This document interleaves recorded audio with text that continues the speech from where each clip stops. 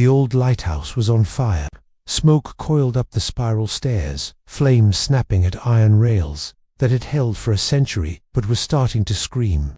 Detective Claire Donovan dragged her mother toward the hatch, lungs burning, ears ringing from the roar of heat and the echo of gunfire. Behind them, a figure in a grey windbreaker held a tiny remote in one hand and smiled through the glow. His voice cut through the chaos, calm, deliberate. "From ashes we rise. Detective Ronya 184 steps, if you want her to live." And then the floor buckled.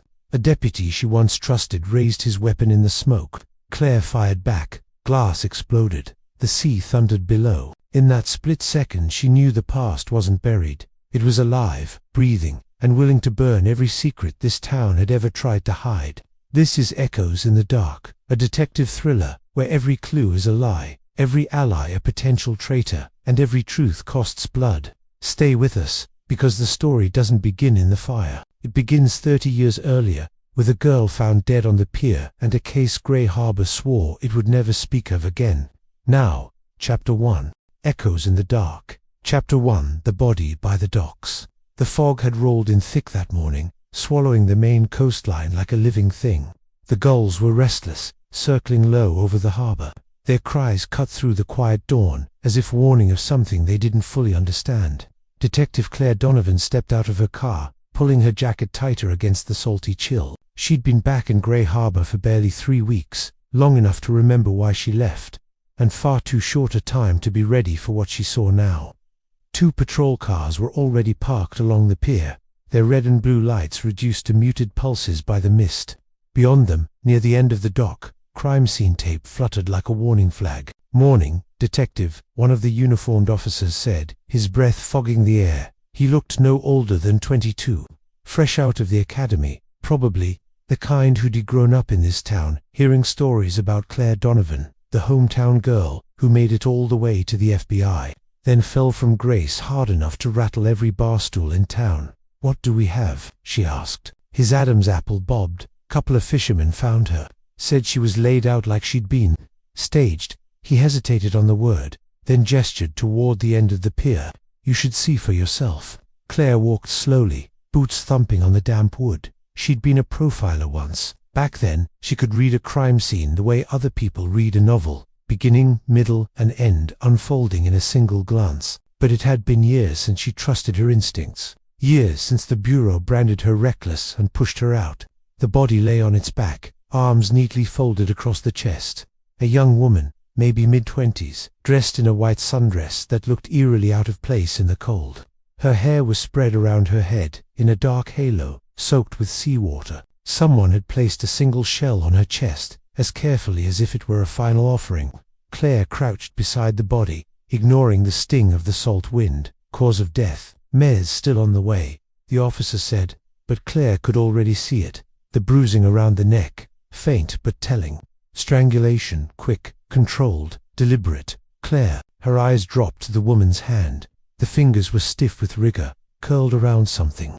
Claire leaned closer, pried gently. It was an old key, rusted, the number 7 stamped faintly into its brass head. A cold shiver passed through her, not just from the damp air. This wasn't random. This was a message. The medical examiner, Dr. Linwood, arrived half an hour later. Claire stood aside as he worked, but her mind was elsewhere. She'd seen this before. Not here, not now, but in the dusty case files her father used to keep locked in the basement when she was a teenager. He'd been the town's sheriff back then, until the night, 30 years ago, when a girl named Anna Hale was found dead-posed in almost the same way. That case had never been solved. Claire looked down at the victim again. The parallels were too precise to ignore. Same staging, same ritualistic calm in the killer's work, and now this key. Her phone buzzed in her pocket. She stepped away from the body to answer. The voice on the other end was Sheriff Tom Harlow, the man who'd replaced her father after his retirement. His voice carried the weight of years, gravelly and tired. "I hear you're already on scene. Couldn't stay away," she said. A pause. "This is going to stir up memories. You know that. Folks here never forgot Anna Hale." Claire glanced back at the body, the shell still resting like a signature on the victim's chest. "Maybe that's the point," she said. By the time the body was taken away, the docks were awake with fishermen and curious onlookers. Claire felt their eyes on her as she walked back toward her car. Whispers carried in the fog. Some were pitying, others sharp-edged. She could almost hear what they were saying.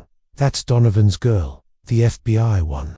The one who screwed up." She ignored them. She'd had practice. Inside the car, she sat for a long moment, staring at the key in its evidence bag. Number 7. There was only one place she could think of that matched. The Grey Harbor Motel. The motel had Ann T. changed since she was a teenager, sneaking beers in the parking lot with her friends. Peeling paint, flickering neon, a manager who never cared what went on inside, as long as you paid cash. Claire walked up to room 7. The door was weathered, the number hanging by a single screw. She knocked. No answer. She glanced around. The lot was empty except for an old Buick, with one headlight missing. She slid the key from the evidence bag, held it in her palm. It was corroded, but it fit. The lock clicked. Inside, the room smelled of mildew and cigarette smoke. The blinds were drawn, leaving everything in half-darkness. She flicked on the light. The room was empty except for the walls. Every inch of wallpaper was covered with photographs, taped up side by side. Victims' faces stared back at her. Newspaper clippings yellowed with age. Headlines screamed unsolved. And in the center, pinned higher than the rest, was a photograph of Anna Hale, the girl who'd been killed 30 years ago. Claire's stomach tightened. Below it, a newer photo. The woman from the docks, posed exactly the same way. She turned slowly, scanning the room. On the nightstand sat a cassette tape recorder, old and scratched. She pressed play. A man's voice crackled through the static. Low, calm, deliberate. "Welcome home, Claire." The tape clicked off. Her pulse pounded in her ears. Someone knew she was back in town. Someone had prepared for it. She backed out of the room, leaving the key in the lock. The fog outside had thickened, wrapping the motel in a ghostly haze. She scanned the lot. Empty. Silent. But as she slid behind the wheel of her car, her headlights caught something across the street, spray-painted in red across the side of the old fish cannery. 2 words. "Stay gone." Claire's hands tightened on the steering wheel. She'd left Grey Harbor once before, vowing never to return, but this was different. Someone wanted her out, which meant she was finally onto something worth staying for. She pulled out of the lot, her taillights vanishing into the fog. Somewhere in the darkness, someone was watching and waiting. Chapter 2. Ghosts of Home. Grey Harbor was the kind of town that remembered everything and forgave nothing. Claire had barely been back a month, and already she felt the weight of old eyes on her, wherever she went. The diner, the post office, even just walking down Main Street. Now, sitting in her car outside the sheriff's station, she wondered if coming here this morning was brave or stupid. Maybe both. The building looked the same as it had when her father was Sheriff. White clubboard, a flagpole out front, the old bronze bell that was once rung to call deputies in an emergency. Time hadn't moved much in Grey Harbor. The same couldn't be said for Claire. She pushed inside. The reception area smelled of strong coffee and bleach. Behind the counter sat a deputy with sandy hair and the kind of smirk that belonged to someone who thought small-town power made him untouchable. His name tag read, M. Ryland. Well, he said. "If it isn't the prodigal daughter."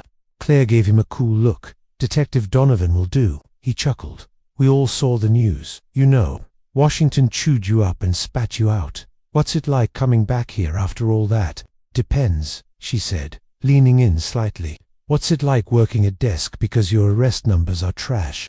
The smirk faltered. Claire didn't wait for a reply. She walked past him toward the office of Sheriff Tom Harlow. The sheriff looked up as she entered. He was in his late 60s now, his once broad shoulders sagging with the years, but his eyes, sharp and pale blue still, carried authority. "Claire," he said, rising from his chair, "you could have called first." "Would you have answered?" she asked. He sighed and motioned for her to sit. "You've seen the body." "I know you have. Linwood told me you were already on the docks." "I was. And you know damn well this isn't just another homicide." Harlow rubbed his temples. "Donovan, I can't have you tearing open old wounds. Anna Hale's case almost tore this town apart 30 years ago. People buried it for a reason. People buried it because they failed her." Claire snapped. The sheriff studied her. "You're your father's daughter, that's for sure. Always poking where you shouldn't." Claire ignored the sting. The victim at the docks was posed exactly like Anna Hale, down to the shell on the chest. "Whoever did this is either the same man or someone who wants us to think so." Harlow leaned back. The Hale case was cold long before your father retired. We had suspects, but nothing stuck. No evidence, no conviction. Well, now we've got a body, Claire said. She reached into her pocket and slid the evidence photo of the key across his desk, and a calling card. The sheriff stared at it for a long moment. Where'd it lead? Claire hesitated. She hadn't told anyone about the motel room yet. She could still smell the mildew, hear the hiss of the tape recorder. Welcome home, Claire. Not far enough, she said finally. The sheriff's eyes narrowed. Careful, Donovan. Whatever this is, it's bigger than you. Don't go chasing shadows. She stood. Shadows are better than looking the other way. Outside, the air had warmed, though the fog still clung to the streets. Claire walked down Main, past storefronts that hadn't changed since her childhood, the hardware store, the bakery with its chipped green awning, the tavern that smelled of beer and brine. She caught glimpses of familiar faces through windows, people who knew her. Once, some turned away quickly, others stared openly. Her steps slowed outside Murphy's diner. The bell above the door jingled as she pushed inside. The place smelled of bacon grease and strong coffee, just like it had when she was a teenager. In the back booth, 3 men hunched over mugs, talking low. Behind the counter, Maggie Murphy, still wiry and sharp-eyed after all these years, froze when she saw Claire. God help us, Maggie muttered. Claire Donovan back in Grey Harbor. Morning, Maggie, Claire said. The woman crossed her arms. Don't you bring trouble back into this town. We've got enough without you stirring ghosts. I'm just here for coffee, Claire replied evenly. But as Maggie poured, a voice spoke behind her. Trouble's already here. Claire turned. It was Jack Bolton, her old high school boyfriend, looking worn by life, but still carrying that same coiled energy. He ran the bar across town now. If she remembered right. You work in the docks case? He asked, sliding into the booth across from her without invitation. Depends who's asking, Claire said. I saw the body. Everybody's talking. Jack's voice lowered. You know what it looks like, right? Looks like Anna Hale all over again. Claire's jaw tightened. You knew her. Everybody knew her, he said. Some say she was mixed up with the wrong people. Others say your dad knew more than he ever let on. Claire's hand stilled around her mug. Careful, Jack. I'm not accusing, he said quickly. But people are already whispering. And when this town whispers, it doesn't stop. Before she could reply, the bell above the door jingled again. A man in a grey hoodie walked in, kept his head down, ordered black coffee to go. Nothing unusual except as he passed by their booth, something fluttered to the table. A folded slip of paper. Claire snatched it up. The man was gone before she could call out. She unfolded the note. 3 words scrawled in red ink. You're next, Claire. The diner went quiet as she stood, paper trembling in her hand. Every eye was on her. Problem? Maggie asked, voice hard. Claire shoved the note in her pocket. Just a reminder. She left before anyone could press further. Back in her car, she locked the doors, sat in silence. The note burned in her pocket. She pulled it out, read it again. The handwriting was jagged, uneven, almost like someone had written in haste or with shaking hands. Her mind spun. Whoever left it knew her name, her history, her presence at the crime scene. This wasn't random intimidation. It was targeted, and it meant one thing. The killer wasn't just reenacting old murders. He was watching her. That evening, Claire drove out to her childhood home on the edge of town. Her mother still lived there, though the house had grown tired, paint peeling, shutters hanging loose. Inside, the air smelled faintly of lavender and dust. Her mother, Ellen Donovan, was at the kitchen table, hands wrapped around a teacup. You shouldn't be here, Ellen said, without looking up. It's still my home, Claire replied. Her mother's eyes lifted, wary, lined with worry. That girl at the docks, it's starting again, isn't it? Claire's heart tightened. You know something. Ellen's lips pressed thin. I know you're my daughter, and if you keep digging, you'll end up like your father. Claire froze. What do you mean, like him? But Ellen looked away, staring out the window into the gathering night. Some truths aren't meant to be found. Claire, leave it alone. Later, back at the motel where she was staying, Claire dropped her keys on the nightstand and collapsed onto the bed. Her eyes closed only for a second, till she heard the soft scrape at the door. She shot upright, hand reaching instinctively for the pistol in her bag. The scrape came again. A pause. Then the faint slip of paper under the door. Claire crept forward, gun ready, and snatched the note from the floor. This time, only one word. Ashes. She yanked the door open. The hallway was empty, but from somewhere outside, in the thick night fog, came the faint sound of someone whistling a lullaby she recognized from childhood. Her father's favorite tune. Chapter 3. The Memory Club. The next morning, Grey Harbor was bright but brittle, sunlight cutting through fog that still clung stubbornly to the harbor. Claire hadn't slept much. The note lay on the nightstand like a parasitasis, one word that had gnawed at her all night, and that lullaby, faint and mocking, still echoed in her head. By the time she walked into the sheriff's station, her nerves buzzed like exposed wires. Sheriff Harlow was waiting in the hallway, coffee in hand. His expression told her he'd heard. "Another note?" he asked. Claire nodded, handing him the slip of paper. He studied it, lips pressed tight. "Claire, this is getting personal. Too personal. You should step back." "Step back," she almost laughed. "Whoever's doing this is dragging me into it on purpose. If I walk away now, the next body will be my responsibility." Harlow's jaw worked, but he didn't argue. Instead, he said, "There's something you should see. A deputy pulled this off the bulletin board at the library last week. Thought it was just small-town weirdness, but now," he handed her a flyer. "The Memory Club. Tonight, Grey Harbor Community Hall. Because the past never dies." Claire frowned. "The Memory Club. Group of locals who get together to talk about unsolved cases," Harlow said. "Started as a book club, turned into something darker. They collect files, newspaper clippings. Some of them claim they know the truth about Anna Hale." Claire folded the flyer. "Then that's where I'll be tonight." The community hall sat on the edge of town, a squat brick building that once housed bingo nights and church suppers. Now its windows glowed yellow in the dark, voices murmuring inside. Claire pushed through the doors. A dozen people sat in a circle of folding chairs, each holding a folder or a stack of papers.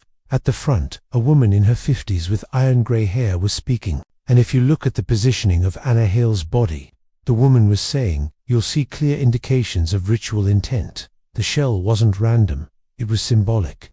Evidence the killer wanted to send a message." The room quieted as Claire stepped inside. Eyes turned toward her, some curious, some hostile. The grey-haired woman adjusted her glasses. "Well, Detective Donovan, we didn't expect you here." Claire crossed her arms. "Guess I'm curious what theories you're trading about my case." A man in the circle, heavyset with a nervous tick in his jaw, muttered, "It's not your case, it's ours. We've been living with it for 30 years. The woman at the front held up a hand. "Easy, Daniel. We're all on the same side here." She turned to Claire. "I'm Nora Whitman. I started the club after my brother died. Different case, never solved. But Anna Hale's murder, that's our town's original sin. You must understand why we can't let it go." Claire scanned the faces. Teachers, fishermen, shop owners, ordinary people. And yet each of them clutched evidence files, photocopies, crime scene photos. Some looked nearly as old as she was. "You've got access to police files," Claire said. "We share," Nora said simply. "Some files were public record, others donated." "Donated," Claire repeated. "By who?"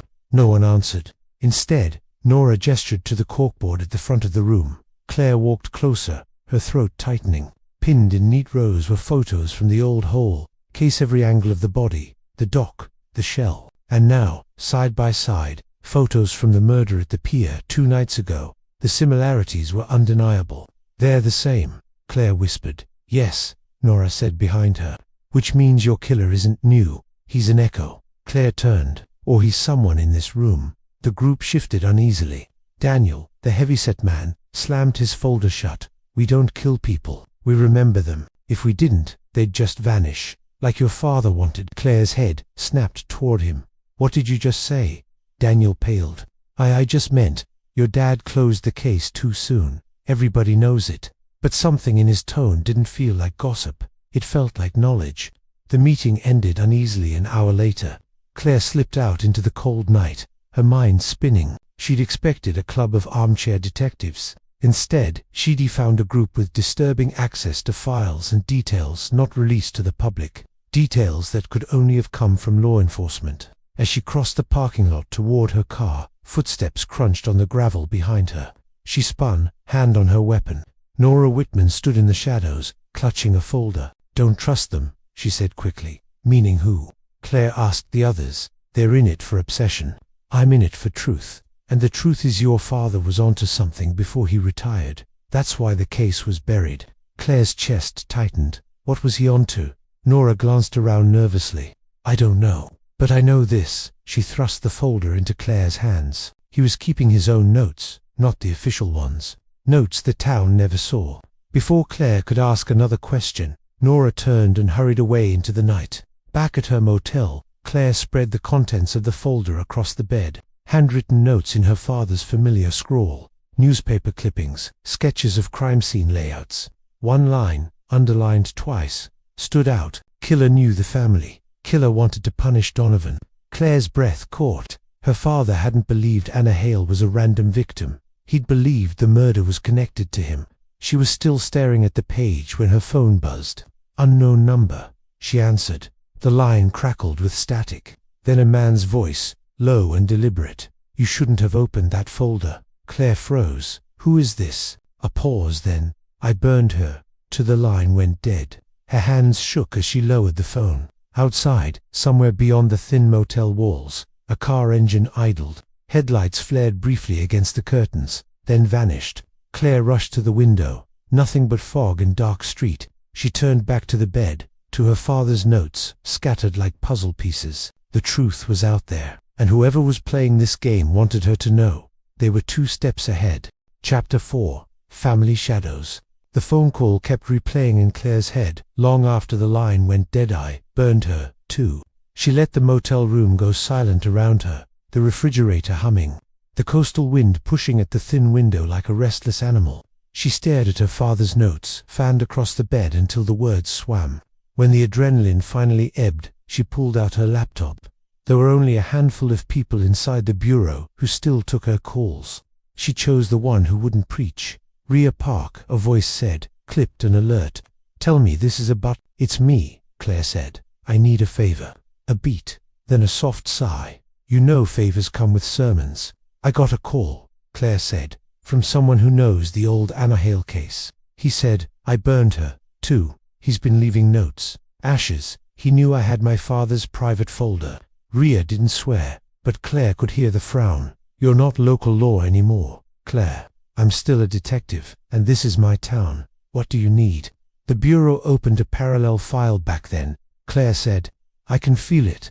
Something off the books, or at least not fully shared with the county. I want anything you can find tied to Grey Harbor 1994, Anna Hale, ritual staging, any cross-references to my father. Sheriff Michael Donovan." Rhea was quiet long enough that Claire could hear the muffled chatter of an office behind her.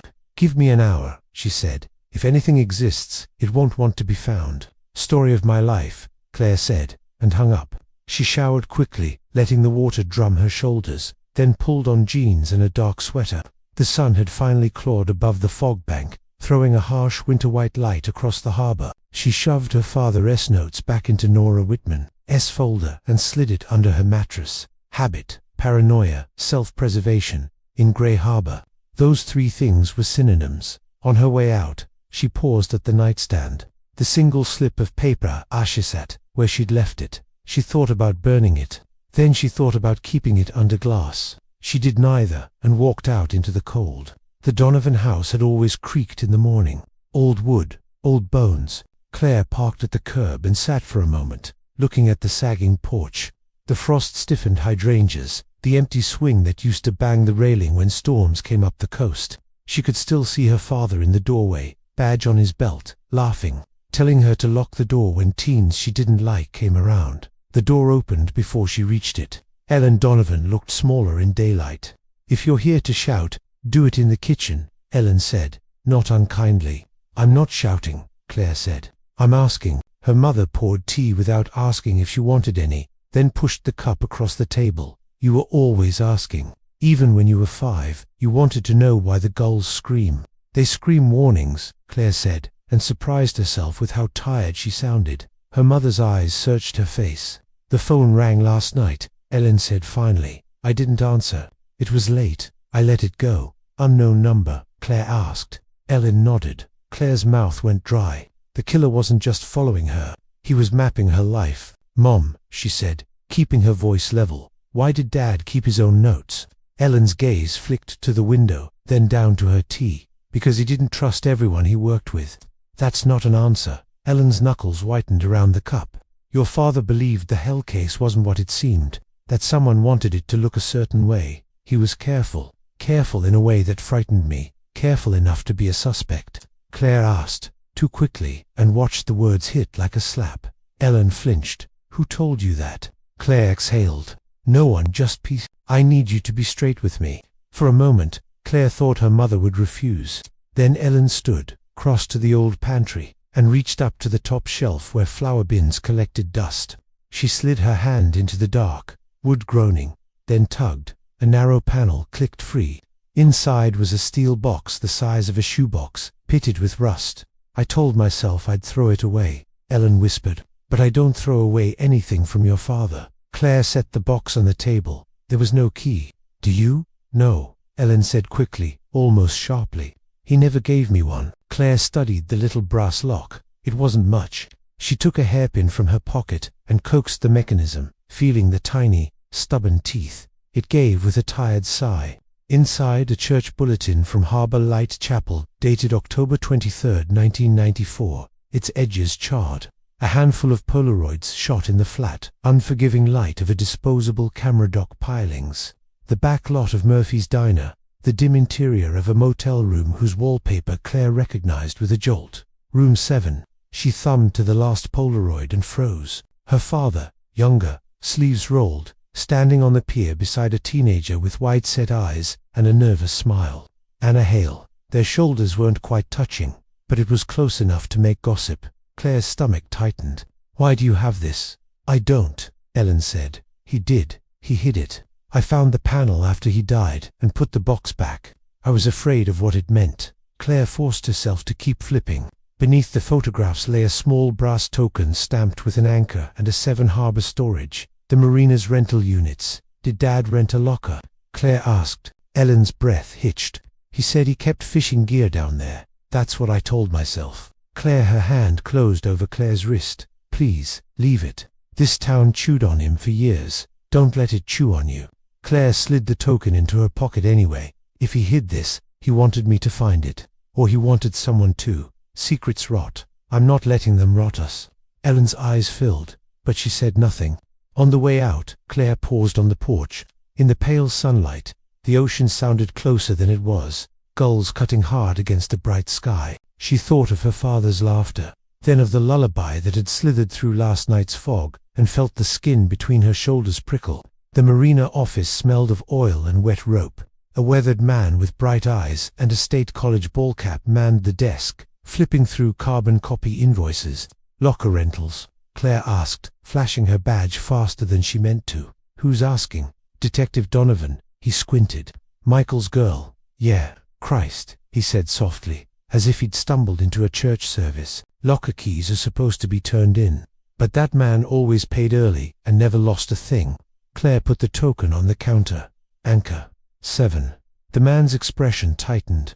That's old. We replaced tokens 15 years back. Is locker 7 still there? He hesitated.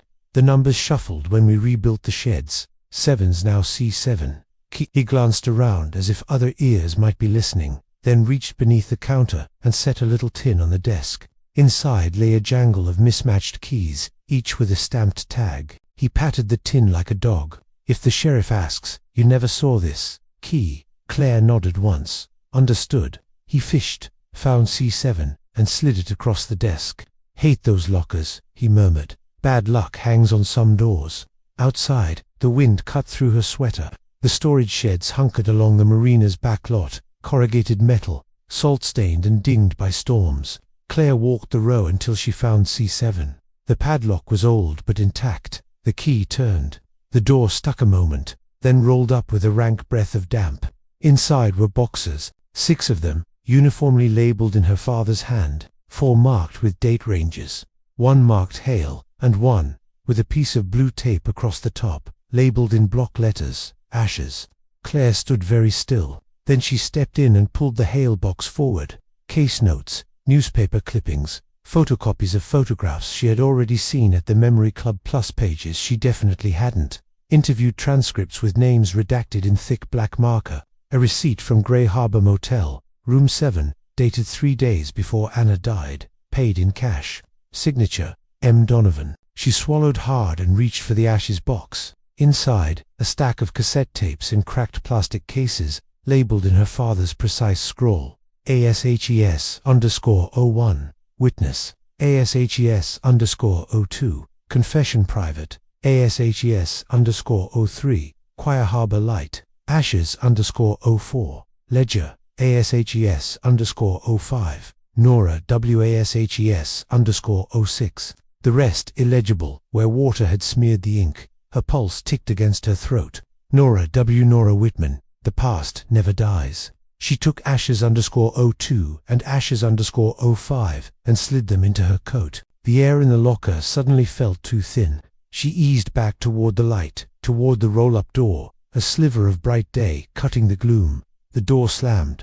The world snapped to metal and dark. The lock clanked into place from the outside. Claire shoved the door, shoulders smarting. Open it. A soft TCH touched the metal, like a match struck. Then another. The bittersweet smell of lighter fluid curled under the door, and from just beyond the thin skin of the shed came a tune, whistled low and slow. The lullaby, her father's, bent wrong. Claire stepped back from the gap and scanned the box tops, calculating. Old sheds, old insulation, new paint. The fire wouldn't need much. She grabbed the tire iron leaning in a corner and hammered at the back wall between the studs.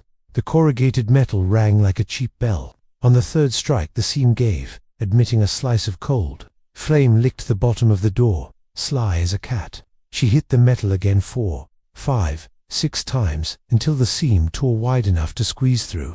She shoulder-rolled into gravel and came up coughing on smoke and embarrassment. A figure stood 3 sheds down, hoodie up, hands in pockets, an ordinary man-shaped hole cut out of the morning. He didn't run. He just turned his head like a curious crow, listening for sirens that hadn't started yet. Claire lunged, but he was already moving smooth, unhurried, using the shed corners as if he'd rehearsed the angles. By the time she reached the end of the row, he had folded into the hammered brightness of the marina like fog slipping into sunlight. The fire guttered with a hiss. Someone had splashed just enough fluid to scare her, not enough to torch the building. A warning, a training exercise. She spat smoke. Coward, she said to no one, and pressed a shaking hand to her ribs. 20 years of being told to control her breathing came back in seconds. She counted to 4, held for 4, let it go. Back in the locker, she stuffed the 2 tapes into her bag, relocked the door, and walked fast to her car. Her phone vibrated the second she turned the ignition. "Ria, I found something," Ria said without preamble. Her voice had edges. A supplemental memo from 1994, internal, not shared with county. It flagged Sheriff Michael Donovan as a potential conflict of interest. "And Claire, are you sitting down? I'm driving. Pull over." Claire slid the car into an empty slip, tires crunching shell. "The memo lists your father as a provisional person of interest," Ria said, "not for the murder, for obstruction. It claims he met with the victim at a motel days before her death and failed to disclose it. There's a clerical note. Room 7. It also references a codename I can find elsewhere. Ashes. That codename is linked to cash moving through Harbor Light Chapel to a private fund. Portions are redacted."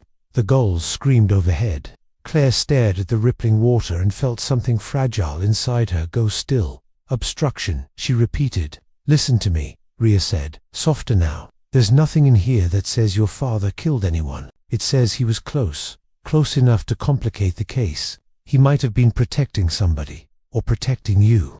I'm sending what I can, but if this was suppressed locally, you're stepping into a political bonfire."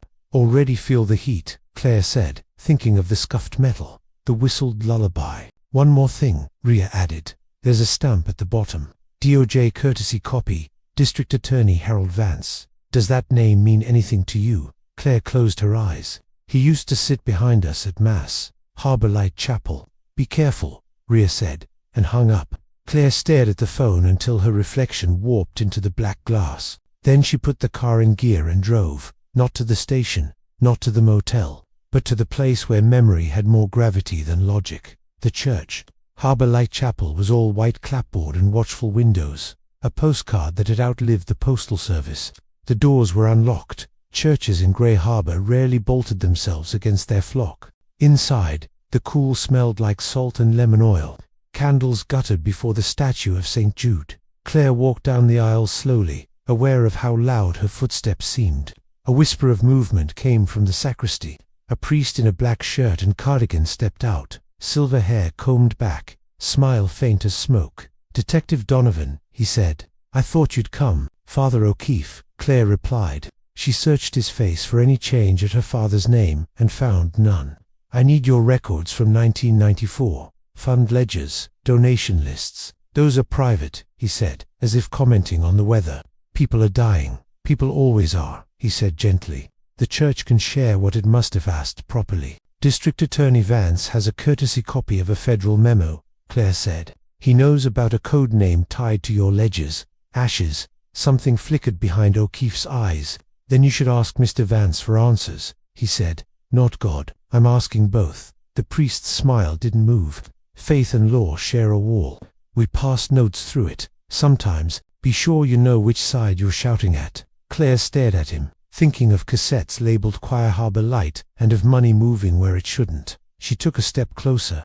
"If the killer is in your pews and you're protecting him, I will drag him out by his collar." "I'm protecting souls," he murmured. "Yours included." Her phone buzzed in her pocket, sharp in the hush. Sheriff Harlow's name lit the screen. She answered. "Sheriff." His voice sounded wrong, like he'd swallowed sand. "Where are you, Claire?" "Harbor Light Chapel." "Leave now. We've got another body." Claire's hand tightened around the phone. "Where?" Harlow swallowed. When he spoke, his voice had softened to something Claire had never heard from him, a kind of apology. "Murphy's Diner," he said. Backlot posed, and he stopped, then forced it out. "It's Jack Bolton." The line buzzed in her ear. The candles hissed, and the church seemed to tilt a fraction on its foundation. Outside, the gulls screamed as if someone had told them a secret too late to change. Claire turned for the door and ran. Chapter 5. The Copycats Game. The diner's parking lot was lit in a sickly orange by the single buzzing street lamp overhead. Patrol cars ringed the asphalt, their light bars washing red and blue against the diner's chrome siding. Claire pulled in fast, gravel spitting under her tires, and shoved her way past the yellow tape before anyone could stop her. The backlot smelled of fryer grease, cold rain, and death. Jack Bolton's body was propped against the dumpster, posed like some grotesque exhibit. His arms were folded across his chest, just as Anna Hale's had been. His face, pale in the lamplight, was fixed in an expression of frozen disbelief. A shell rested neatly on his chest. Claire stopped short. For a moment, her lungs refused to work. She had seen bodies in every condition a human could die, in gunshots, burns, the methodical work of predators, but this one hit differently. Jack, the boy who once gave her his varsity jacket, who kissed her behind the bleachers, now reduced to another prop in someone's performance. Sheriff Harlow stepped forward, his voice a low rasp. "Donovan, I told you not to get too close." Her fists clenched. "You told me to leave it alone. And now my oldest friend is lying in the dirt. This wasn't your fault." "The hell it wasn't," Claire snapped. "He warned me yesterday. He said people were already whispering. Now he's the one staged like a cautionary tale. Whoever's doing this isn't just killing, they're sending me a message." The coroner crouched by the body, gloved hands steady. Time of deaths within the last 3 hours. No signs of struggle. He was taken by surprise. Claire forced herself to look closer. Bruising around the neck against strangulation, controlled. The killer wanted him quiet, and in his left hand, curled tight, another rusted key. She knelt, teeth gritted, and pried it free. Number 12. The hairs on her arms rose. "Another motel key," she whispered. Later, back at the station, Claire spread both evidence bags across the conference table, key 7 and key 12. Beside them lay photographs from both crime scenes, each victim posed in ritual symmetry. Harlow paced behind her. "You can seriously think the killer's just working his way through motel rooms?" "No," Claire said. "The keys are part of a pattern. Numbers, symbols, something we haven't cracked yet. And if he staged Jack like Anna Hale, it means he's escalating. He's moving faster, or closer," Harlow muttered. Claire's phone buzzed. A text from an unknown number. She opened it. A photo. Her heart skipped. It was the inside of her motel room, her bed. The folder under the mattress pulled out. Her father's notes spread wide like a dissected animal. Another text followed. "Check the bathroom." Claire's breath turned shallow. She bolted upright. Harlow caught her arm. "What is it?" "They've been inside my room," she said. "Tonight." By the time she reached the Grey Harbor Motel, adrenaline had drowned out fear. She moved fast, weapon drawn, checking the shadows of the lot. The old Buick was still parked there, one headlight missing. She filed it away. Room 9. Her room was quiet, too quiet. She unlocked the door, nudged it open with the barrel of her pistol, and stepped inside. Everything looked normal at first glance. The folder was still under the mattress. The lamps glowed with their usual weak light, but the air felt off-charged, like a room where someone had just argued. She walked to the bathroom. The shower curtain was drawn. She swallowed, muscles tight. With one swift motion, she ripped it back. Nothing, just cracked tiles and mildew. Her eyes fell to the mirror. A message had been scrawled across the glass in red lipstick. "Ashes don't lie." And taped to the mirror, a Polaroid. Jack Bolton, alive, sitting at a diner booth yesterday. Someone had been watching him even then. Claire's reflection stared back at her, eyes wide, gun still trembling in her grip. Whoever this was, they were tracking her every move, every connection, and they were taunting her with it. She called Rhea. "Jesus, Claire," Rhea said when she heard. "He's in your head. That's the whole game. He is rewriting the past and feeding it back to you until you can tell what's yours and what's his. He's leaving me keys," Claire said. "Numbered, deliberate. What if it's not random? What if it's a sequence?" "You're saying a sequence to what?" "I don't know yet." Claire glanced at the evidence bags on her nightstand. "But if he's reenacting Anna Hale's murder, maybe he's planning to reenact all the cold cases this town buried. One key for each victim." Rhea was silent for a moment. "Claire, how many unsolveds did Grey Harbor stack up in the 90s? Claire's throat tightened. "Too many." The next evening, she parked outside Murphy's Tavern. It wasn't just grief driving her here, it was anger. Jack had been here almost every night. If the killer had been watching him, this was where he would have started. Inside, the tavern smelled of beer and salt water, the low murmur of conversation blending with the crackle of an old jukebox. Claire slid onto a stool. The bartender, a broad man with tired eyes, froze when he saw her. "Claire Donovan," he said. "Hell, I figured you'd never come in here again." "Never thought I'd have a reason," she said. "But my reason's lying in your back lot." The bartender winced. Jack was a good man. Rough edges, sure, but a good man. Who was watching him? Claire pressed. The man's hands tightened on the bar rag. "People watch each other in this town. Always have. Cut the riddles. Did you see anyone?" He hesitated, then leaned closer. There was someone, hoodie kept to the corner. Never ordered much. Sat where he could see the door. Gave me the creeps. Describe him: tall. Moved careful, like he didn't want to touch the floor. Claire's pulse ticked faster. The same description as the figure at the marina. Before she could ask more, the jukebox sputtered and died. Silence fell heavy. Then a soft crackle came through the speakers. An old tape hiss, not a song. A voice, distorted but unmistakably the same one from the motel recorder. "Detective Donovan, stop chasing echoes, or you'll burn with them." The tavern froze. Claire's blood went cold. The jukebox clicked off. She shoved past stunned patrons and yanked the plug from the wall. Inside the jukebox, where the wiring was jury-rigged with duct tape, someone had hidden a small cassette deck. The tape inside was labeled in handwriting she knew too well. ASHES_07. Back at her room, Claire laid the cassette beside the others she had stolen from her father's locker. One more piece of the puzzle dropped right at her feet. But this one wasn't hidden. It was staged. The killer wanted her to have it. She slipped it into a battered tape player she de-borrowed from the station's evidence closet. Pressed play. Static hissed. Then a voice, not the distorted taunt, but her father's. "If anyone finds this, I failed. The codename Ashes isn't just a case, it's a ledger. Names, payments, sins buried under this town like bones. And if they know I spoke it out loud, I'm already dead." Claire's stomach clenched. The tape hissed again, then cut to silence. She rewound, replayed, listened for every nuance of his voice. He sounded frightened, more frightened than she'd ever remembered him being. The hairs on her neck stood up, because beneath his words, barely audible, but there was another sound, a woman's sobbing. And then, faintly, a voice she hadn't heard in over a decade. Claire.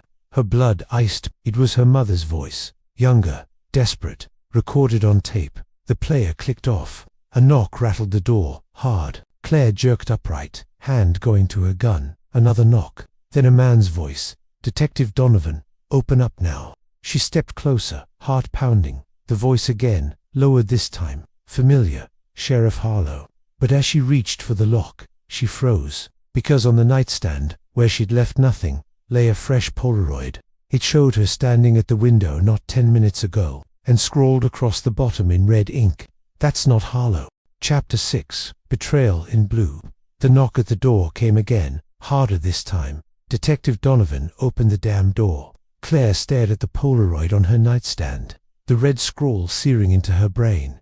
"That's not Harlow." Her pulse thundered. She called out, steady as she could, "Sheriff, say something only you'd know." A pause. Then, "You broke my office window with a baseball in '92. Your dad chewed both of us out." Her hand trembled on the lock. It was true, but the photo. She grabbed her phone, dialed Harlow's number. The voice outside the door said, "Really?" in an annoyed growl. The call connected. Claire Harlow's voice, hoarse with fatigue, came over the line. "I'm at the diner. Mez, finishing up with Jack's body. Where are you?" Her throat went dry. She aimed her pistol at the door. "Whoever you are," she said loudly, "you've got 10 seconds before I start shooting through wood." Silence. Then soft footsteps retreating down the hall. Claire exhaled, muscles shaking. She peered through the peephole just in time to catch a figure in a grey hoodie disappearing around the corner. She waited 2 minutes, then slipped out fast, gun low, sweeping the corridor, empty. The Polaroid was still in her pocket when she drove to the station. The squad room was hushed when she walked in. Deputies hunched over paperwork. Vega, her old partner, looked up from a desk. Detective Lisa Vega hadn't aged much, sharp jawline, dark eyes that always read too much. She gave Claire a once-over, then arched a brow. "You look like hell." "Flattering as always," Claire muttered. "You heard about Jack." Vega's tone softened for a fraction. "I'm sorry. He didn't deserve that." "No one does," Claire said, dropping the Polaroid on the desk. "This was in my room. Somebody got inside, and they knew enough to mimic Harlow's voice." Vega frowned, picking it up. "That's a threat. Claire, you need to move someplace safe." "There's no safe in Grey Harbor," Claire said. "Just corners with fewer shadows." Vega studied her, then leaned closer. "Look, there's something I didn't put in my report, because if I did, I'd be writing myself into a grave." Claire's eyes narrowed. "Say it." Vega glanced around, lowered her voice. "The motel keys. 7/12. They're not just random. I've seen a ledger, years back, during a narcotic sweep. Harbor Light Chapel had cash tied to numbered accounts, 7, 12, and more, all scrubbed later. We weren't supposed to notice." Claire's pulse quickened. "Ledger, as in Ash's ledger." Vega froze. "Where'd you hear that?" "On a tape, from my father's locker." Vega swore under her breath. "Then you need to be careful. That ledger wasn't just numbers, it was names. People who donated to keep things quiet. Who's on it? That's the thing," Vega said.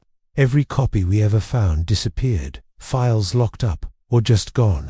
The only one I ever saw was in the DA's office, Vance." Claire's stomach dropped. District Attorney Harold Vance. The name Rhea had flagged.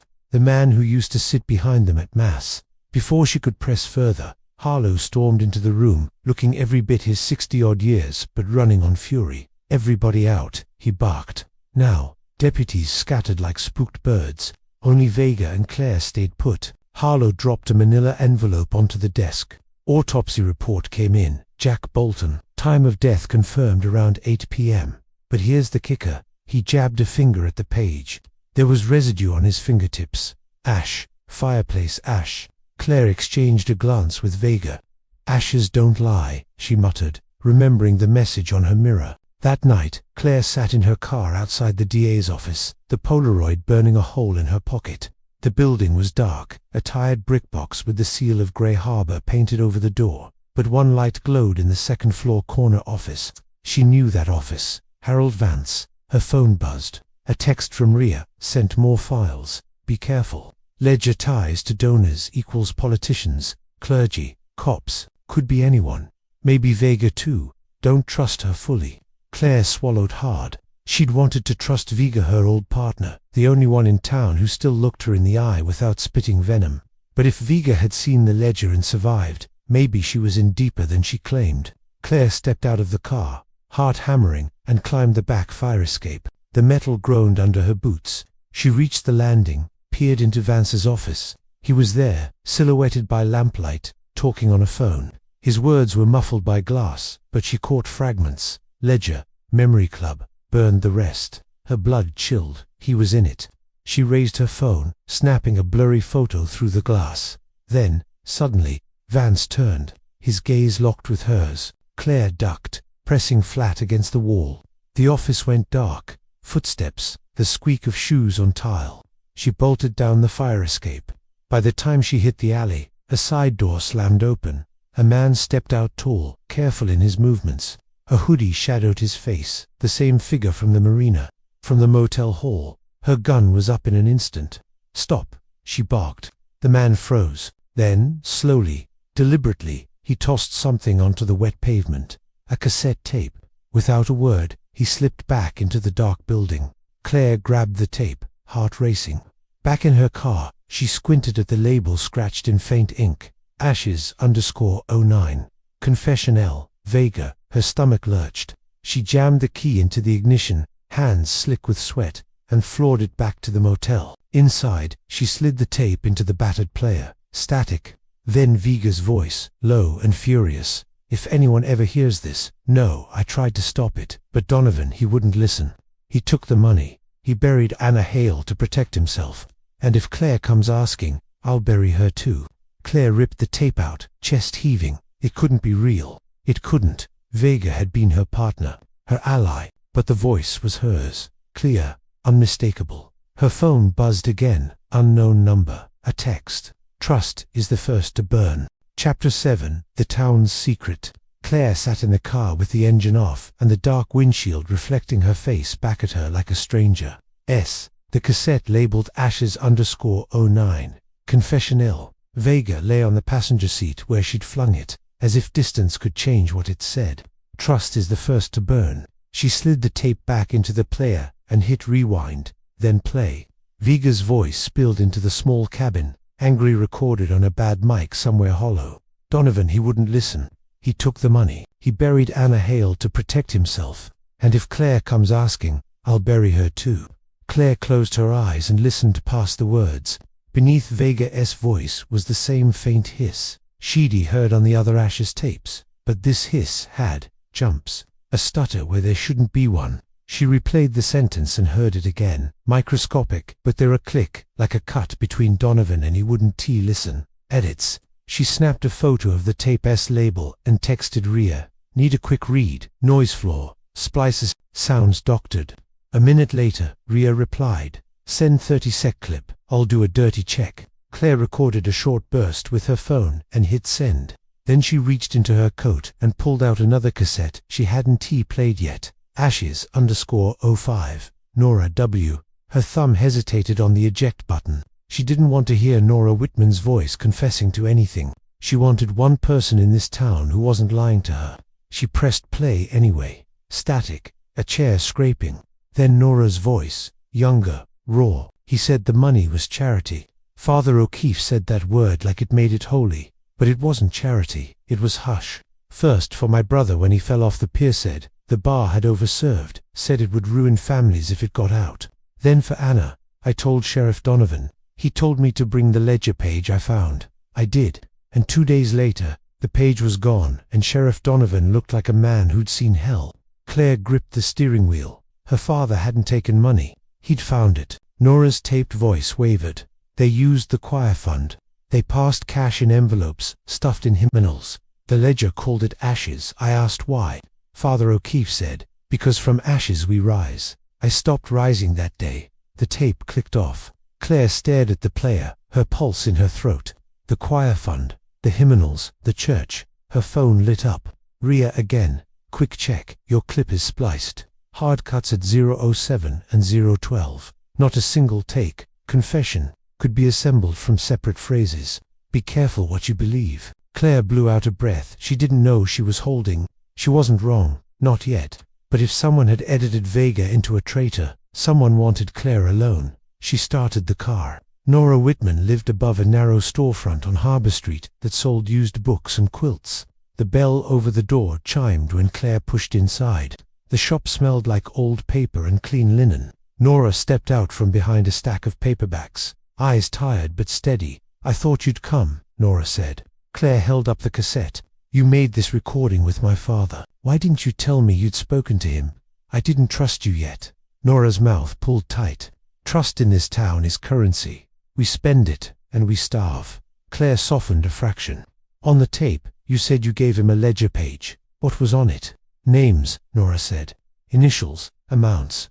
The date, October 23rd, 1994, at the top, the same week Anna was killed. Donor HV appeared twice. So did OK, and there were numbers in the columns, 12, 18. I asked Father O'Keefe once what the numbers meant. He said they were pews, but there aren't 18 pews at Harbour Light." "Keys," Claire murmured. "Motel rooms, lockers, drop sites." She thought of the rusted 7 and 12 in her evidence bags, cooling in Harlow's office like little bombs.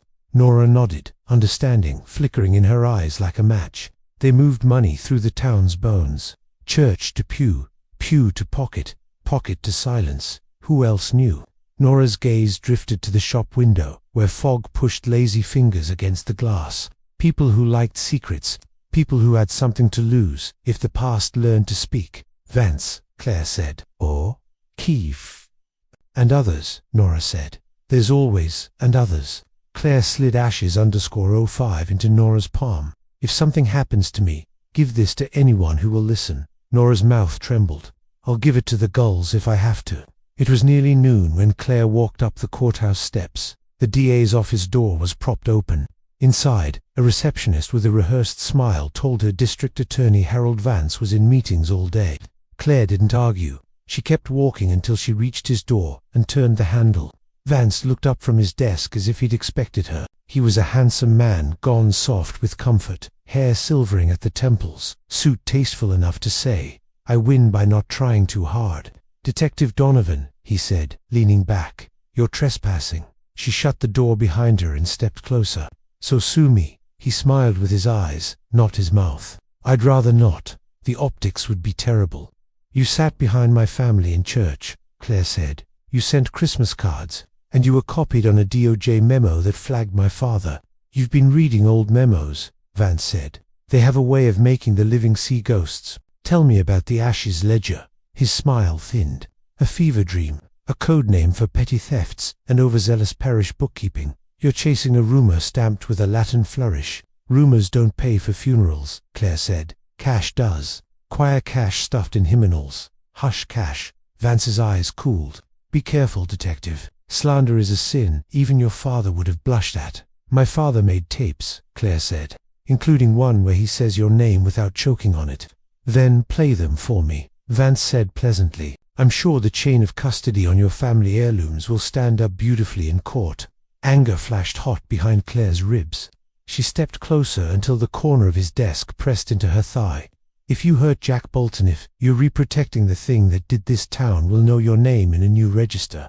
Vance's eyes flicked over her shoulder to the glass panel in the door. "Detective Vega," he said calmly. "Your partner looks unwell. Perhaps you should sit." Claire turned. Vega stood in the hall, jaw tight, eyes on Claire's hands as if gauging whether she'd leap. She stepped inside and closed the door behind her. "We don't have a warrant," Vega said. "We don't have cause. We have hunches and a lot of rage. That doesn't win." Claire swallowed her instinct to show Vega the spliced tape. She leaned back from the desk and forced a breath. "We'll be back." "I'll save a seat," Vance said, and turned to his computer with the ease of a man who knew the game and owned the board. In the hall, Vega put a hand on Claire's arm. "You want to bring him down? You do it the right way." "You mean the slow way," Claire said. "The way that sticks." Claire pulled free. "Meet me at Harbour Light at 7. If the ledger moves through hymnals, we'll find someone mid-move." Vega hesitated, then nodded once. 7. Harbour Light Chapel's doors were unlocked. They always were at dusk. A few parishioners knelt in the pews, candles guttering in the side chapel like small storms. Claire slid into a back pew and watched the altar.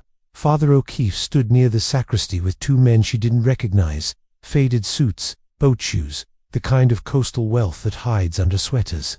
Vega slipped in beside Claire, hands in her coat pockets like any other sinner. Third, pew left, she murmured, hymnals upside down. Claire let her gaze fall. The hymnals were identical blue covers, gold script. In the third pew left, one binding sat with its spine facing the aisle. She stood, walked forward slow, and knelt as if to pray. Her fingers slid the hymnal free. Something thumped onto the cushionan envelope. Inside, cash, thick and fanned, and a folded sheet torn from a ledger. At the top, in neat block letters, ashes. Below, a list, HV, -2,500, OK to 1,000, DAR, $200, EMA era, 300, CD, -0. Claire, froze, CD, Claire Donovan, $0. A name without an amount, a placeholder, a threat. Vega's breath warmed her ear. Careful. Father O'Keefe's voice floated from the aisle. Ladies. They turned. He stood a few feet away, hands folded, smile gentle enough to be a knife. You look as if you found an answer in prayer. Claire held his gaze. We found accounting. O'Keefe's eyes flicked to the envelope. He didn't reach for it. Some numbers keep the lights on and the doors open. The church survives on generosity and fear. Claire said, how much does fear tithe? More than faith, O'Keefe said. Always has. We're done being polite, Vega said quietly. Hand over your ledgers, all of them. O'Keefe's smile widened a fraction. I was told your partnership was fraying. Claire felt Vega's shoulder tighten. A test. She slid the envelope deeper into her coat and took one slow step forward. Where's the lighthouse key kept? O'Keefe blinked. The lighthouse is condemned. Condemned, Claire repeated, and yet maintained. Paid for by Harbor Light Holdings, LLC. Registered by Harold Vance. Pastoral oversight by what? Do they call you? A shepherd. The priest's gaze cooled. You've been busy. I learned about the choir tapes, Claire said. I learned what my father learned. He left you a message labeled Ashes_03, Choir Harbor Light. Should I play it during Sunday Mass? For the first time, O'Keefe's smile dropped entirely. He looks old without it, Claire thought. Ordinary. Tired. The key is in the sacristy, he said. In the third drawer. But take care, detective. Towers look like refuge from a distance. Up close, they are stairs and wind. Claire didn't move. You knew Anna, she said. You knew my father met her at the motel. Did you send him there? I listened to confession, O'Keefe said. I counsel my flock. If you want to nail a priest for being trusted, you will need more nails. Vega touched Claire's elbow. We're not making arrests in pews. They backed away. Claire could feel parishioners' eyes on her like weights. At the door, she glanced back just in time to see O'Keefe step into the sacristy and close the door behind him. 7 o'clock, Vega murmured. We'll come back with a warrant. Claire shook her head. By then, the drawers will be clean. You can't keep running ahead of the law and expect it to catch up. I don't want it to catch up, Claire said. I want it to arrive where it belongs. They reached the steps. Fog had come in off the water again, dense and low. Somewhere beyond the clapboard houses, gulls screamed like alarms. Claire's phone vibrated. A photo. Her mother, Ellen, walking out of the confessional, head bowed. Then a message. She told him everything. Her stomach flipped. She dialed home. It rang and rang. Back at the motel, Claire fumbled for the key with hands that wouldn't stop shaking. The door swung and banged the wall. The room smelled wrong again, lavender over old smoke. The way her childhood home smelled when her mother scrubbed sadness out of the corners. A figure stepped out of the bathroom, both hands up. Vega. Claire's gun was in her hand before the word formed. Move, and you bleed. Vega didn't flinch. I had to see if the tapes were real. By breaking in, by beating whoever else to it, Vega said. She glanced at the nightstand. We're both targets. Whoever's cutting your tapes is cutting mine too. Claire kept the gun steady. Then say something the editor can't fake. What did you whisper to me in Quantico when I froze on the life I arrange? Vega's mouth twitched. I said, count to 4, hold for 4, let it go. You told me your father had taught you that. Breathing is the only leash the body respects. The gun lowered a fraction. Vega took a breath. The confessional. Vega tape. I never said it. Or if I did, it wasn't in that order. But I did make choices I regret. I burned a small piece of evidence once to save a kid who had been ground to paste by this town's machine. That's my sin, not murder. Not your father. Who was the kid? Claire asked. Daniel, Vega said. From the Memory Club. He was a night clerk at City Hall back then. Stole a ledger page and tried to sell it to the wrong person. I got him out. I thought I could fix it. Maybe I just moved the fire. A tremor ran through the room, tiny and inexplicable. It took Claire a second to realize it was her phone, vibrating again. Unknown number. She answered on speaker. The voice was the same one that had greeted her on a cassette in room 7, calm, careful, enjoying himself. Detective Donovan, he said. You've been touring our institutions. Civic, spiritual. How's the architecture? Vega leaned toward the phone. Who is this? A friend of the town. The man said lightly. A friend of yours. If you hurry. Claire forced the words through a jaw gone stone. What do you want? Only to keep promises. The caller said. You like keys. Here's another. The lighthouse door is open. He paused, and when he spoke again the pleasure was gone from his voice, replaced by something colder. And your mother is very, very frightened. Claire's heart dropped into her feet. If you touch her, from ashes we rise, the man said. Bring your tapes, or she learns how fast the sea can take a voice. The line went dead. For a second, the room made no sound at all. Then Claire's breath returned in a ragged rush. She was already moving, gun holstered, bag grabbed, tapes swept into a coat pocket. Vega caught her arm. Claire, thinking is for after, Claire said. She was at the door when the motel phone rang. An actual landline, brittle with age. She snatched it up. Her mother's voice, small and strangled. Claire, Mom, I'm coming. Static chewed her words. Then, faint, the sound of a low, familiar whistle. Her father's lullaby threaded through the line, warping into a taunt. Claire, Ellen gasped. He says, you know the way. The line cut. Claire stared at the dead receiver, heard her pulse counting out time like a metronome for panic. She looked at Vega. Vega looked back. Tower, Vega said. Stairs, wind, lighthouse, Claire said. Now. They ran. Chapter 8, The Lighthouse. The road to the point was a ribbon of wet asphalt. The fog so thick it felt like the world had been erased and redrawn with a dull pencil. Waves boomed against black rock below, each hit sending spray high enough to sting the windshield. The lighthouse rose out of the whiteness like a bone tall, narrow, half frotted by salt and time, its lantern room a dark crown against the low sky. Claire killed the headlights 100 yards out and coasted. Vega did the same behind her. The two of them stepped into wind that tried its best to shove them back down the hill. Doors supposed to be open, Vega called over the gusts. Nothing good follows supposed to, Claire said, and drew her gun. The keeper's cottage crouched at the lighthouse base, windows boarded, door chained. The iron link had been cut clean. Inside, the place smelled like kelp and old oil, the floor gritted with sand and salt. A lantern sat on a table, new and out of place. Beside it, a hymnal. Claire flipped it open with the muzzle of her pistol. Money did not tumble out this time, only a Polaroid of Ellen Donovan, kneeling in the lantern room, wrists bound, eyes wide and glassy in the camera's harsh burst, scrawled beneath in red, "Bring the past." The tapes, Vega muttered. He wants the tapes. Claire patted her coat pocket. She'd brought two, Ashes_02, Confession Private, and Ashes_03, Choir Harbor Light. The rest were back at the motel, stashed inside the air vent with a screwdriver jammed through the grate. Wind shoved the cottage door until it creaked. Claire turned toward the lighthouse proper. The steel door at its base hung ajar. Its padlock snapped and tossed aside. The spiral of stairs rose in the center iron treads, worn to a shine where generations of keepers had climbed and climbed and climbed.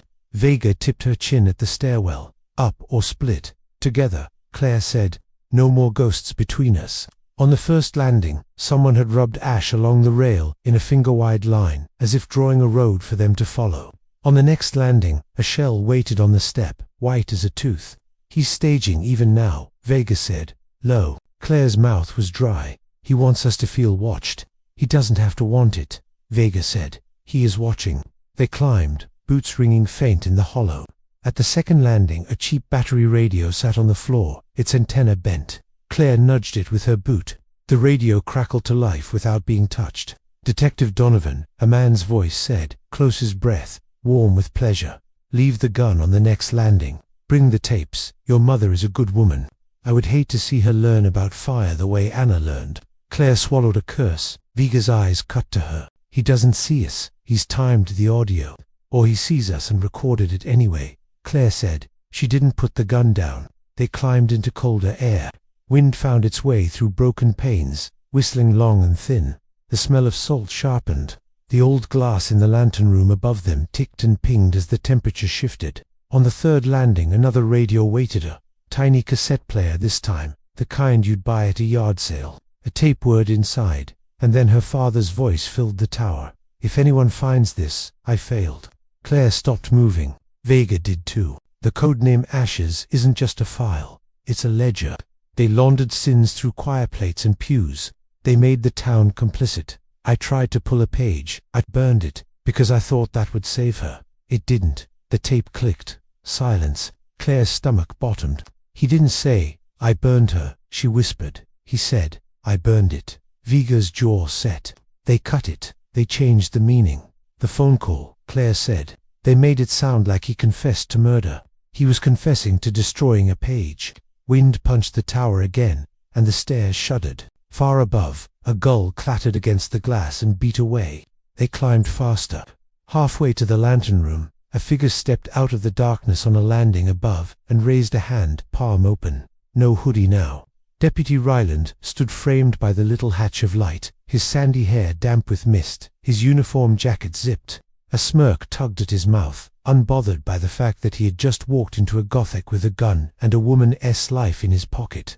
Detective, he drawled. You brought friends. Vega lifted her weapon. Matt, put the gun down. Ryland's eyebrows went up, polite surprise. Gun, he spread his hands wider. Empty. You two always think so small. The gun isn't the thing. He tapped his ear. A pilot's headset sat there, slick and black. You're late, he said to the air. But they came. From above, closer this time, came the soft, bent notes of a lullaby, whistled through the slats of the stairs. Claire felt her skin go tight. Ryland's smirk deepened at the way her eyes flicked upward. Go on, he said. She's waiting. Move and you get cuffed, Vega said. Detective, Ryland said, almost tender. If you tried to cuff me, the man above us squeezes a trigger and the lantern room becomes a chimney, a kneeling fire. You'll learn a new word while you burn. Vega didn't look away. Who's above us? Ryland shrugged. A friend of the town. Vance, Claire said. Names, Ryland said, are budgets. You don't get to spend them all at once. Vega's gaze darted to Claire. Claire shook her head. They edged around Ryland, keeping distance, guns aimed. He didn't move. He watched them pass with a calm, almost parental. Take care on the stairs, he said. Iron gets slick when it wants to. The next flight rose into fog. At the top, the hatch to the lantern room yawned black. Claire went first, shoulders tight, pistol up. The wind hit like a slap when she stepped onto the little metal catwalk. Broken panes punched cold through the room, and the great Fresnel lens loomed in the center glass ribs like the cage of some transparent beast. The view beyond the glass was nothing but white churn, the ocean erased. Claire Donovan knelt by the lantern pedestal, wrists tied to a crossbar with rough cord. Her hair stuck to her face. Her lips moved around breaths that didn't want to go in. Mom, Claire said, and something broke in her voice that she would hate herself for later. I'm here. Ellen's eyes lifted, wild and shining. He said not to scream, she whispered.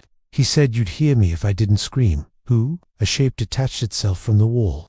The man wore a grey windbreaker, hood up, a mask snug over his mouth and nose knot to hide his identity. Claire realized, but to filter smoke. He held a small remote in one hand, the kind used to trigger work lights. A plastic fuel line snaked from a can near the door around the base of the lantern, pooled in shallow trays along the catwalk edges like little moats. Don't, he said, and wiggled the remote as if it were nothing.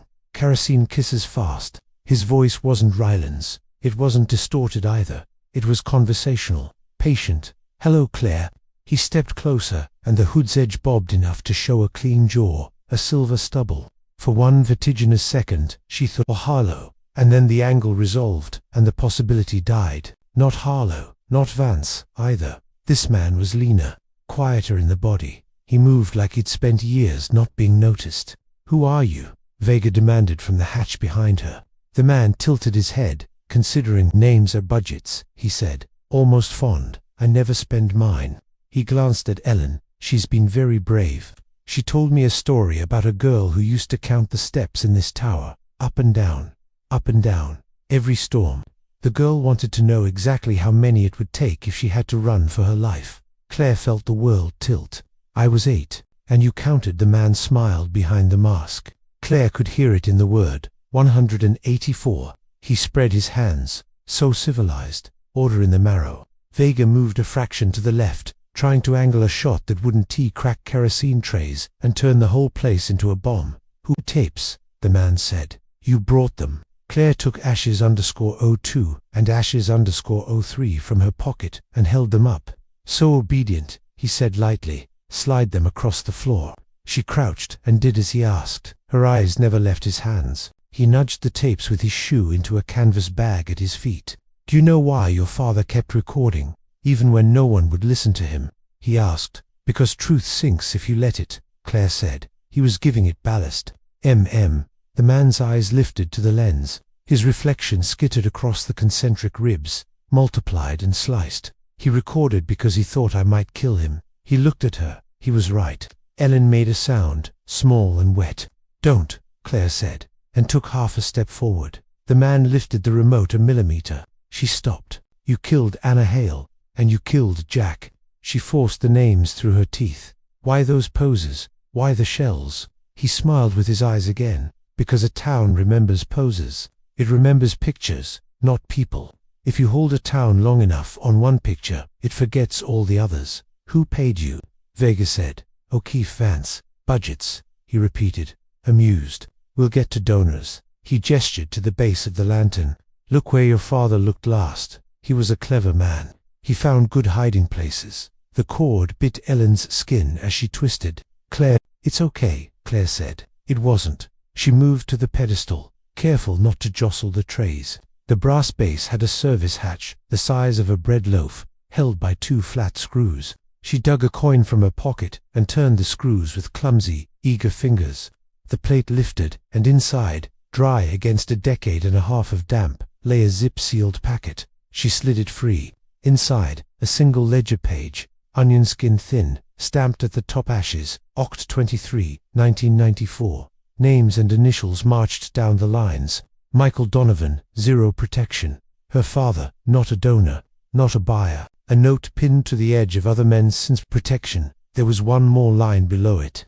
A signature in a slanted, careful hand Claire had seen at the bottom of town proclamations and on grant checks to the marina. Approved Harold Vance. Something in her went very, very still. You kept this, she said to the man. All these years, you kept the original. I like receipts, he said, and his voice had gone colder. They keep budgets honest. You killed for a budget, Vega snapped. I killed, he said, as if reciting a grocery list, because this town doesn't do hard things unless fire is involved. He pressed the remote. A match head of flame coughed to life in a tray across the catwalk. Then another. Thin blue tongues licked at kerosene and turned yellow. Ellen flinched as heat found her cheeks. Claire, stop it, Claire said. You'll burn her.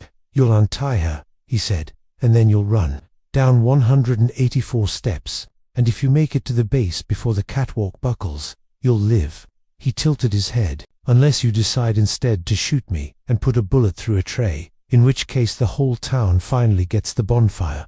It's been trying not to have since 1994. You're not getting out, Vega said. There's nowhere to go but down, and we're here. He nodded toward the broken panes. Or out. The wind shoved again. The flame stepped higher. Smoke twined. The lens threw their shadows huge and fractured, like giants arguing. Claire crouched and sawed at the cord, binding her mother's wrists with her pocketknife, fingers slick. The knot had been tied by someone who had learned knots the old way, on boats. It took too long. Ellen bit her lip until it bled and didn't make a sound. Your father wasn't a saint, the man said conversationally as Claire worked. He broke things to protect you. He broke the law and the ledger and his own heart. All so you could grow up believing a town will tell the truth if you ask nicely enough. The last fiber hissed apart. Claire hauled Ellen to her feet. Vega moved to cover them, shifting her aim between the man and the growing fire. Who are you? Claire demanded, because there was no time left to be polite. Say it. Why? He asked, genuinely curious. So you can pin me to a picture the way you did to Jack. so the town can hold one face in its mouth and spit out the rest. His eyes sharpened. In them Claire saw the shape of something like joy. I am the part of Grey Harbor that kept the stories straight when everyone else got holy. I'm the one who did the work. Ryland's your runner, Vega said. Vance is your purse. O'Keefe is your confessional. He inclined his head, gracious. Budget's balanced. You're not leaving with the tapes, Claire said. The man's gaze dropped to the canvas bag by his feet, then returned to her face. I already have them. Fire crawled the length of the first tray and shrugged over its lip. A ribbon of flame fell and caught on something old and dry. Heat bloomed in a way that felt personal. Claire shoved her mother toward the hatch. Go now. Don't stop until the door. Ellen stumbled, coughed, went. Vega backed with her, eyes never leaving the man. I swear, if you twitch, then we all learn a lesson, he said. He lifted the remote again, and this time Claire didn't think. She launched herself at him. They hit the catwalk rail hard enough to make the glass groan. The remote skittered, bounced once, and went over the edge. The man slammed an elbow into Claire's ribs. She saw white and tasted iron. He grabbed a handful of her coat and drove her toward the lens, trying to make her eat glass. Vega shouted, moved, fired, a single, disciplined shot. The bullet kissed the man's shoulder and spun him half a step. He snarled, very human at last. Then somewhere below, something boomed on, old pressure door giving up. A pocket of heat, finding oxygen with a roar. The catwalk bucked, a pane shattered. Wind punched the room. Fire snatched the new air like candy. The man smiled at Claire through the strobe of flame. Run your 184, he said, and, with a movement so quick, it looked like a magic trick, he slipped between the lens ribs and the broken window and was gone. 1 second he was there, a man. The next he was a slice of dark against white, and the sea took the shape that used to be him. Claire lunged after him, automatic, stupid. Vega caught her collar and hauled her back. No, she snapped.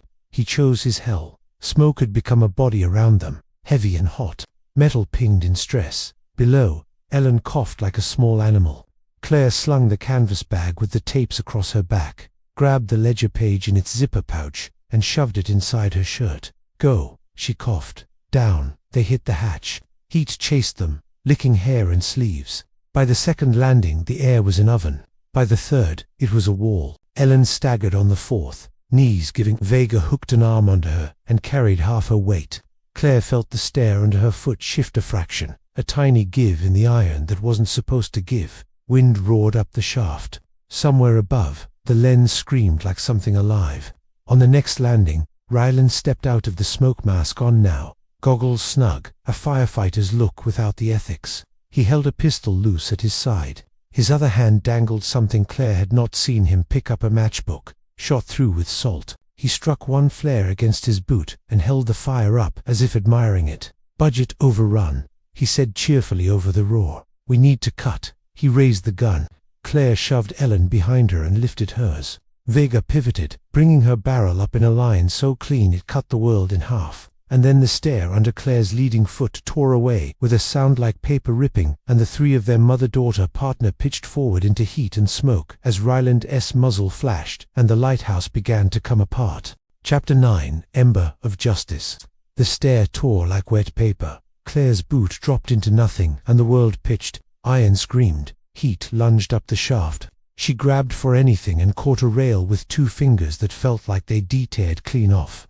Ellen slid past her. A grey blur and a cry. Vega hooked an arm around Ellen's waist, slammed her shoulder into the landing post, and held. Ryland's shot ricocheted sparks off the railing inches from Claire's cheek. Go, go, Vega barked, and her voice sounded like it had ducks in it. Smoke caught in the feathers. Claire scrabbled, found purchase, and heaved herself onto the ragged edge. Ryland advanced through the haze, pistol steady, mask gleaming in the firelight. He didn't hurry.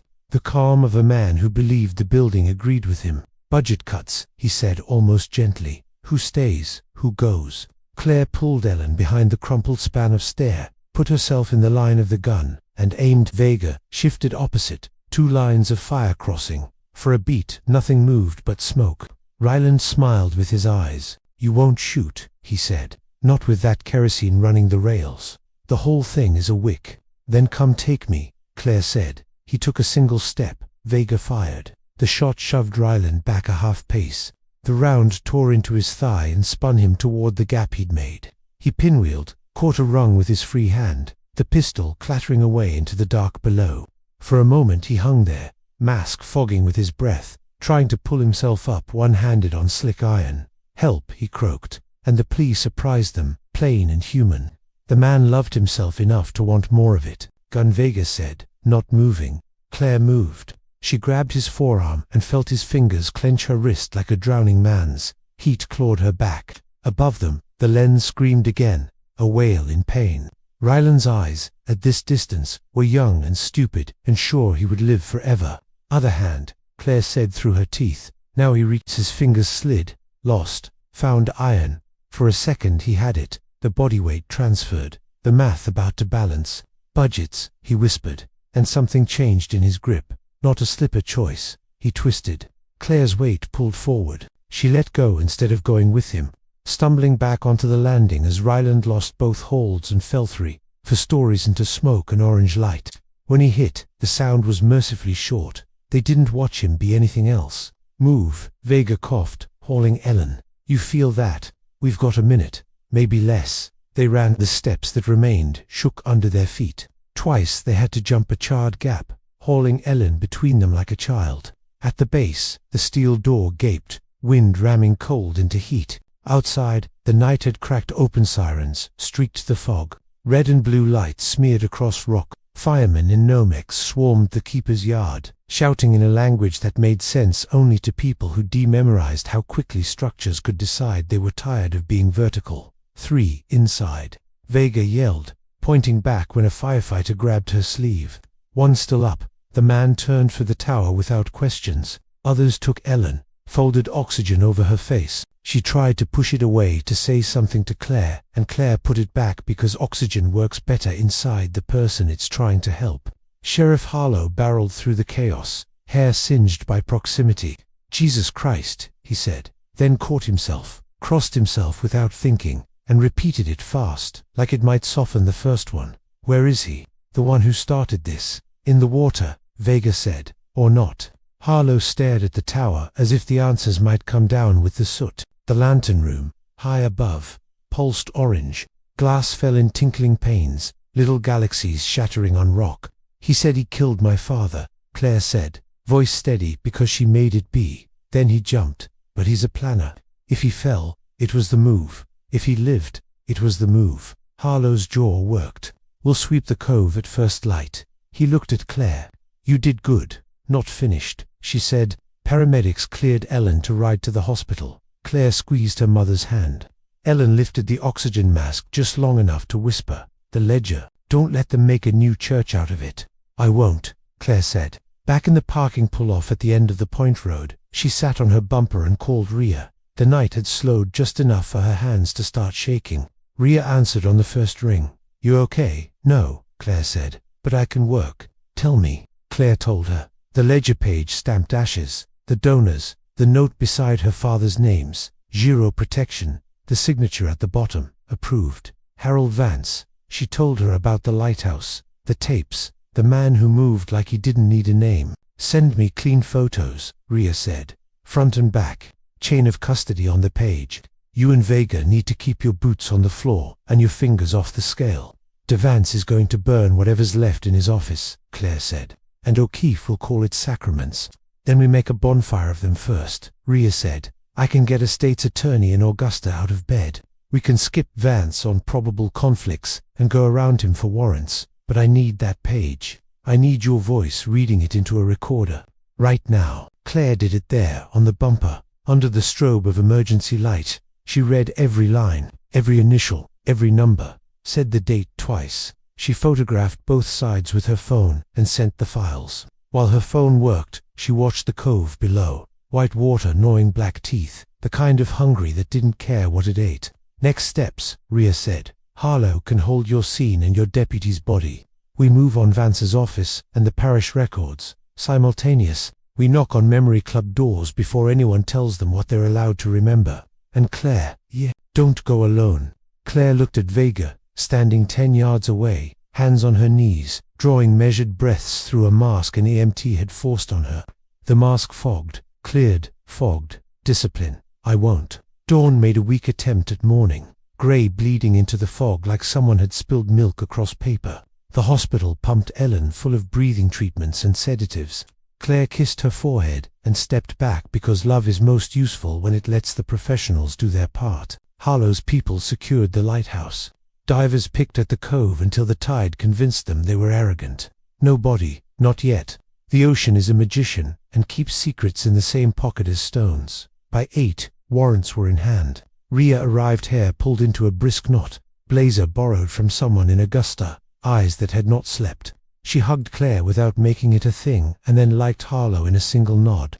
2 hits, Rhea said, checking her watch. District Attorney's Office and Harbour Light Chapel. We walk out with paper, recordings, and any hardware that ever touched a ledger. Ms. Vega, you ride with me. Vega's mouth twitched. I'll try not to confess on tape. They split Harlow and 2 deputies with Claire to the church. Rhea and Vega to Vance. Harbour Light was open for prayer, even on a day when God might have taken his phone off the hook. Father O'Keefe met them in the nave, with a face like fresh laundry. You brought friends, he said. A judge, Claire said, handing him the warrant. And a locksmith. We keep no locks, O'Keefe said gently, just doors. Then you won't mind opening drawers, Harlow said. They took the sacristy first. The 3rd drawer held a neat stack of blank ledger forms, stamped ashes across the top unused, as if the mere threat of them was enough. A wall safe behind a framed image of St. Jude stood open, emptier than a lie. O'Keefe folded his hands, not pretending surprise. He prayed badly in silence. Choir room, Claire said. They found the real hoard there, not money, not this time, but years of choir rosters and rehearsal recordings. In the back of a filing cabinet, jammed under a plastic box of broken pitch pipes, lay a metal cassette case. It had the weight of something the person hiding it had decided not to destroy, only because they felt poetic. Inside, tapes, labels in 3 hands, someone clerk-neat, someone pastoral, someone hurried. Claire's stomach went hard seeing one.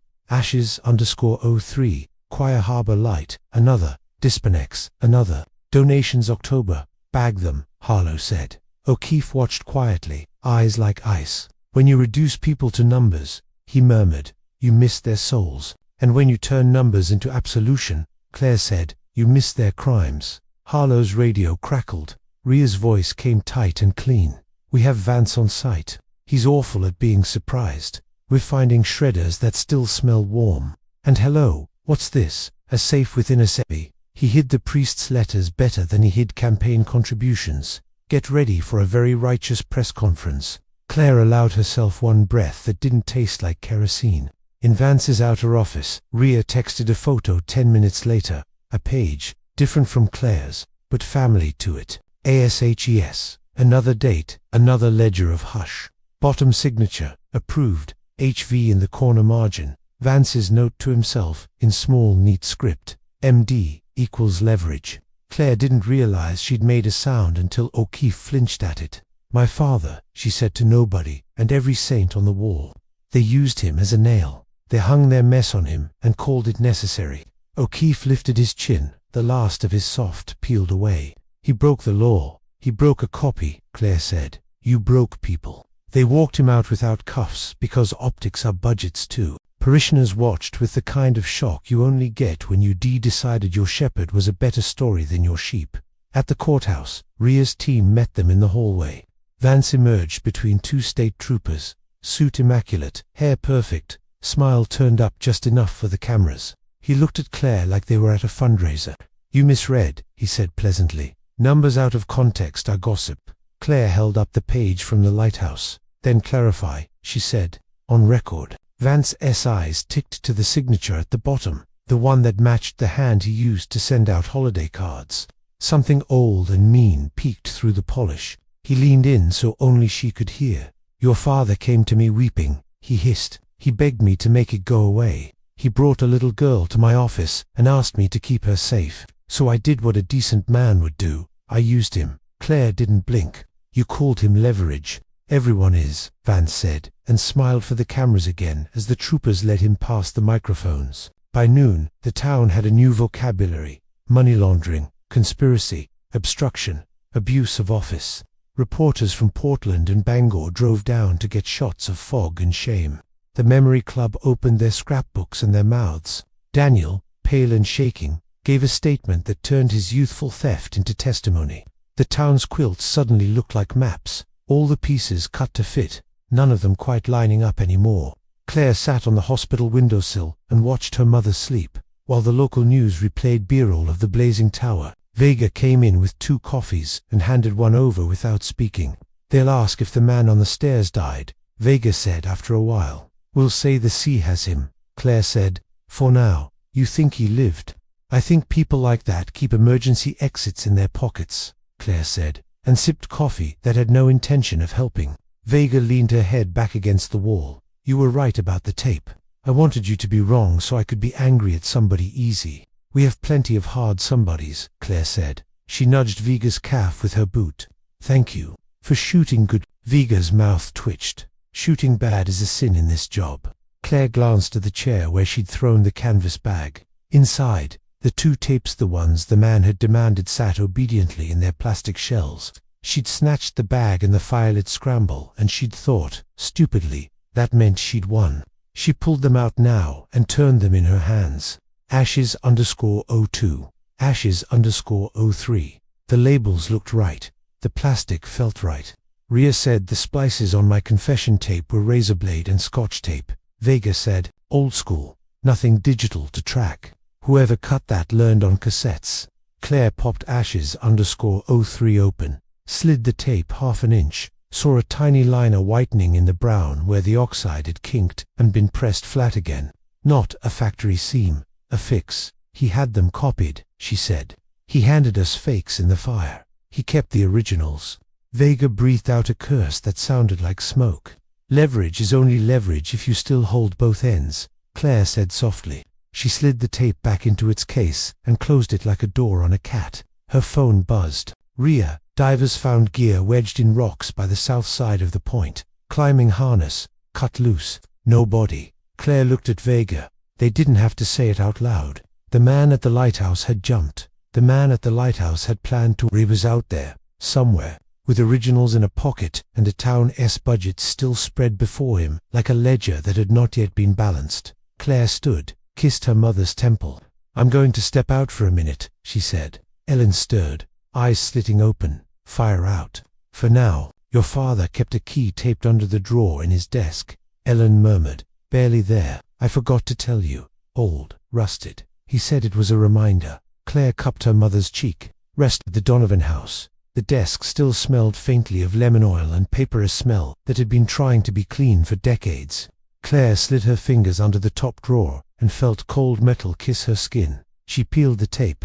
The little thing came free. Rusted, brass head stamped with a number faint as memory. 18. She stood very still, holding it between thumb and forefinger. The way she held the first one, pried, from a dead girl's hand, on a morning that felt like a decade ago. Across the street, a mail truck pulled away from the curb on tired shocks. Claire went to the mailbox because the day had decided it wasn't done with her. Inside, an envelope, no return address, her name printed with calm care. She tore it open on the porch. A single photograph, the lighthouse in fog, empty, flame gone, windows dark. In the lower right corner, a handwritten note. "Budgets reset at midnight. J." She stared at the letter J until it stopped being a letter and became a hole you could fall into. Vega's car rolled to a stop in front of the house. She took one look at Claire's face and said, "What?" Claire held up the key. 18. And the note. "Budgets reset at midnight." Claire read, "Signed with a J." "Why Jonah?" Vega guessed. "Jared. Jesus. Just is a nice word," Claire said, and slipped the key into her pocket. She looked past Vega at the town, the gulls, cutting hard lines through the thin blue, the harbor pretending it had no secrets, the church pretending it had no drawers. "We put out a fire," Vega said. Claire nodded. "And something else is warming up." She looked down at the photograph again, at the lighthouse, looking like a tooth pulled from a jaw. Somewhere in the frame, if you knew which shadow to touch, a man had balanced a ledger and decided some lines needed red ink. "We'll be ready," Claire said. She shut the door carefully behind her as she went back inside, as if the house would stay up if she treated it right. On the table lay the page from Ashes, signed by a man who smiled for cameras and approved budgets that burned people. Beside it, the tapes. Above it, a calendar still turned to a month when the wind had been kinder. Claire picked up a pen, wrote one word at the bottom of the page in a margin the town had left blank for too long: witness. Then she grabbed her coat, her badge, and the key stamped 18, and walked into the afternoon as if the day was something you could meet halfway. Outside, the gulls screamed warnings in a language she finally understood. Fog was already rolling back in.